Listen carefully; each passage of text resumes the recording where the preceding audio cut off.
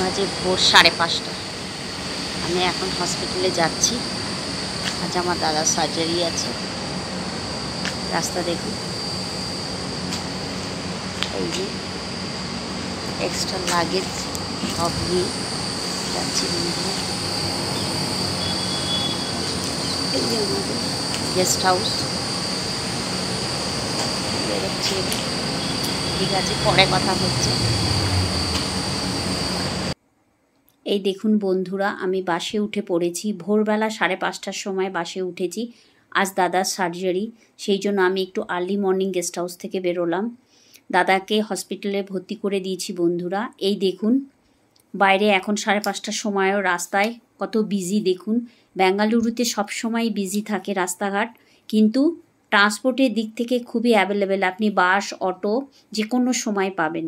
এই দেখুন, বাস থেকে নেমে আমি রোড সাইডে নিমাংসের সামনে রাস্তা দিয়ে গিয়ে হসপিটালে গিয়েছি ডক্টরের সঙ্গে কথা বলে। এই দেখুন আমি নিউরো সেন্টারে চলে এসেছি বন্ধুরা। আমার দাদা স্পেশাল ওয়ার্ডে ভর্তি ছিল। তারপর ওখানে গিয়ে অ্যাডমিশনের টাকা জমা দিয়ে এমার্জেন্সি থেকে সোজা দেখুন আমি আবার নিউরো সেন্টারে চলে এসেছি।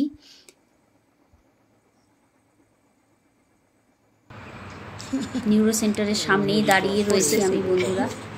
এই দেখুন, ফ্রি মাইন্ডে থাক, কষ্ট হবে না। আপনাদের সঙ্গে শেয়ার করার চেষ্টা করছি বন্ধুরা। একদম। এই দেখুন দাদাকে এখন অবজারভেশন রুমে রাখা হয়েছে। আমি যতটা পেরেছি আপনাদের সঙ্গে শেয়ার করার চেষ্টা করেছি। তাহলে আমি তোর ওখানটা থেকে বেরিয়ে আমরা ক্যান্টিনে গিয়ে দাদা বৌদির সাথে একটু চা খেয়ে নিয়েছি। তারপর দেখুন আবার রোড সাইড থেকে ये मेरा भैया है, इनका आज सर्जरी है। ক্যান্টিনের বাইরে সেলফি তুলে নিয়ে দেখুন অনেকটা হ্যাপি মুডে থাকার চেষ্টা করেছি, কারণ দাদা বৌদি দুজনেই খুব টেনশন করছিল। আমি আমার টেনশনটা ওনাদের বুঝতে দিইনি, কারণ আমি যদি টেনশনে পড়ে যাই তাহলে দাদা বৌদিও টেনশনে পড়ে যাবে। আজকে দাদার সার্জারি আর্লি মর্নিং 8টা 8:30টার মধ্যে অবজারভেশন রুমে দাদাকে রাখা হয়েছে। এই দেখুন আমি আবার নিউরো সেন্টারের বাইরে এসে ডক্টরের সঙ্গে কথা বলে নিমাংস হসপিটাল থেকে বেরিয়ে আসছি বন্ধুরা। দাদাকে 3টের সময় সার্জারি রুম থেকে বের করেছে।